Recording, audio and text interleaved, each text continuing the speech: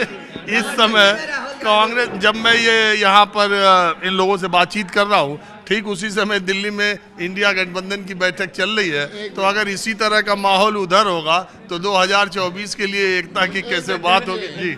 ऐसा है, ये जो विजय बोल रहे हैं, पंकज बोल रहे हैं आपस में। हम लोग इमरजेंसी में 77 में जेल में थे, भाजपा और कांग्रेस, भाजपा और बहुजन भला लोग, हम लोग जेल के अलग एक ही जगह रहते थे, इन्हीं की तरह लड़ते थे। जब ऊपर से आदेश आ गया सब एक हो गए और कांग्रेस का सफाया हो गया। लोकतंत्र का खुलेआम हत्या हो रही है वर्तमान समय में। अब इसको कैसे रोका जाए? इंडिया आज आई है, सब 27 दल के लोग इकट्ठा हुए हैं, इनके भाग में होगा तो ये लोग हटा लेंगे। इससे ज़्यादा नहीं कहूँगा, लोकतंत्र को बचाना है। और आखिर क्या ऐसा आप हो रहा है देश में जिससे आपको लोकतंत्र खतरे में लग रहा है? क्या नहीं हो रहा है? जैसे क्या नहीं हो रहा है? सारी चीज़ों पर कब्जा करके और रंगबाजी किया जा रहा, गुंडाई किया। इंदिरा गांधी की गुंडाई चली थी, हम लोग थे उस समय, जेल गए थे, 11-12 महीना जेल रहे हैं। आज उसकी हमको 20,000 रुपये पेंशन मिलती है। इसलिए एक तानाशाही को ख़त्म करने के लिए हाँ हम लोग सड़कों पर निकले, इनकलाब किया, इंदिरा गांधी गई। और आज जो इनकी इंदिरा गांधी गई कि फिर आ गई तुरंत? आ जाए वो अलग की बात। हटा तो दिया गया था। कई दिन के लिए? एक दिन के लिए हटाया तो था। सत्ता से बाहर कर दी गई थी। जो संबंध है वो इस तरह का है, आप हमारे मित्र हैं, हम आपके साथ चल रहे हैं और 4-5 लोग आए आपको पीटने लगे तो हम एक किनारे खड़े होकर देख रहे हैं। जब आप मार खा गए तो हम आपके पास आए, अरे भाई साहब बड़ा गलत हुआ, बड़ा गलत हो गया आपके साथ। अभी अखिलेश जी जो है क्या क्या बोल रहे थे मध्य प्रदेश में चुनाव लड़ने के लिए, और कल है जो है फिर एक हो गए, तो कई दिन एक रहेंगे? मेरे यही समझ में नहीं आ रहा है। मतलब जब चुनाव होगा तब ये एक नहीं रहेंगे, ये जान लीजिए, तब अलग अलग। छोड़ दीजिए अभी आप एक मिनट, छोड़ दीजिए। एक होंगे, कई दिन रहेंगे, ये छोड़ दीजिए। आप मुझे बताइए कि अगर ये सब एक हो गए और 300-350 सीटों पर बीजेपी के खिलाफ एक कैंडिडेट उतारा, तो इस देश में कुछ 2024 की लड़ाई अदला बदली की हो सकती है कि नहीं? हम बताते हैं आपको। देखिए, इसके पहले जो चुनाव हुआ है, भारतीय जनता पार्टी उत्तर प्रदेश में, जो बड़ा प्रदेश है, पूरे उत्तर भारत की मैं बात कर रहा हूँ, 50+, जब हमारे पास 50% से ज़्यादा वोट है, आप कुल एक हो जाइए, क्या कर लेंगे आप बताइए? जब 50% ज़्यादा वोट हमारे पास है, कुल 100% होता है। 4 स्टेट के वोट जोड़े गए, 4 करोड़ 90 लाख कांग्रेस, 4 करोड़ 80 लाख भाजपा। प्रदेश का चुनाव है। देखिए, प्रदेश आपने उस बार देखा था कि उस बार जब मध्य प्रदेश में गवर्नमेंट बनी थी, मैं दूसरे तरह से सोचता हूँ, ये 3 स्टेट में बीजेपी आ गई, वो अलग बात है, उनकी सरकार बन गई, मुख्यमंत्री आ गए, सब कुछ है। 2024 के इलेक्शन में इन तीनों राज्यों के चुनाव से भारतीय जनता पार्टी को लोकसभा में कोई फायदा हो जाएगा इन 3 राज्यों में। इसका कहीं और हो जाए तो नहीं जानते। इन तीनों राज्यों में कोई फायदा नहीं होगा, ये मैं जानता हूँ। आप भी मानते हैं? भारतीय जनता पार्टी को कोई फायदा हो जाए मतलब नहीं होगा।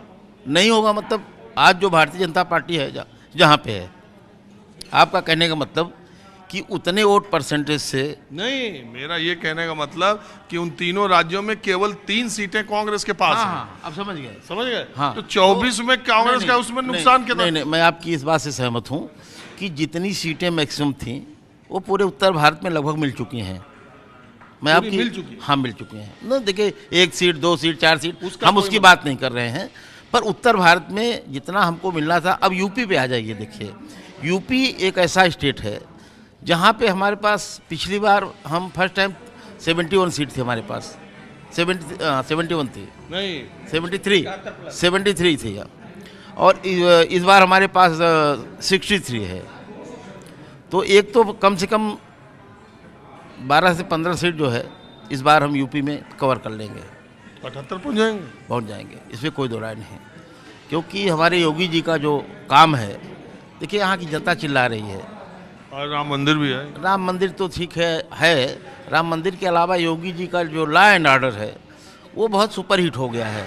उसको कोई डिफीट नहीं दे पा रहा है। मतलब यूपी में हमको नहीं लग रहा है। और रही बात जो अदर स्टेट की है, देखिए हमको तो अभी संशय इस बात का है कि ये लोग, इनका सीटों का तालमेल नहीं होने वाला है।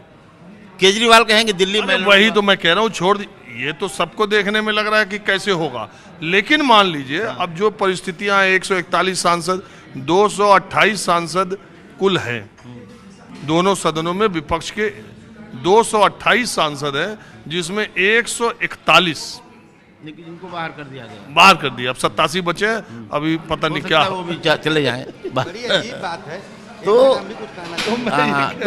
लेकिन ये नई संसद में जो नई परिपाटी है, मैं ये कह रहा हूँ कि आज की परिस्थिति में जब प्रोफेसर राम गोपाल यादव जो कि 92 से लगातार सांसद हैं, और शशि थरूर जो इंटरनेशनल पर्सनालिटी हैं, 15 साल से लोकसभा सांसद हैं, फारूक अब्दुल्ला जो एक स्टेट के न जाने कितनी बार मिनिस्टर रहे हैं, और एनडीए सरकार, अटल जी की सरकार में नहीं, जयराम रमेश, माने ये ऐसे बड़े बड़े नाम हैं जिनको कि देश में एक प्रभुत्व वाली पार्टियों और ऐसे लोगों को सस्पेंड। अच्छा रंजन जी ये बताइए, अगर ये सब लोग अंदर होते, क्या बीजेपी गवर्नमेंट गिर जाती?